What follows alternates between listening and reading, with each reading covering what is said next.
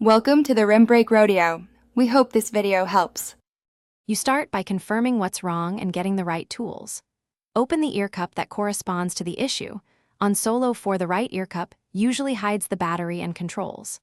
Once done, remove visible screws and use a plastic pick to gently pry away the plastic cover so you don't crack clips. Make sure to keep screws organized. Inspect ribbon cables and connector seating first. Loose cables are the most common and easiest fix, so reseat them before proceeding to parts replacement. Once the cup is open and the battery disconnected, methodically check the wiring route from the controls to the driver. You'll want to look for pinched or torn flex cables near the hinge. Those fail from folding.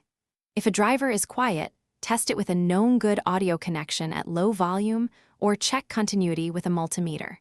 If connectors are corroded, clean with isopropyl alcohol and a toothpick. If the battery is swollen or below spec, swap it for a matching replacement rated for the Solo 4. Reassemble in reverse. Reconnect ribbons, press connectors until they click, then install the battery and close the cup, keeping screws in their original holes. Once closed, charge fully and attempt pairing. Firmware updates can resolve control or connectivity quirks, so run them if offered. Test all functions: power, buttons, call mic, and both drivers. If a side still fails, try a wired connection to isolate Bluetooth from hardware faults. If wired audio works, focus on antenna or control board repairs as the next diagnostic step. Thanks for watching. Consider subscribing if we helped you.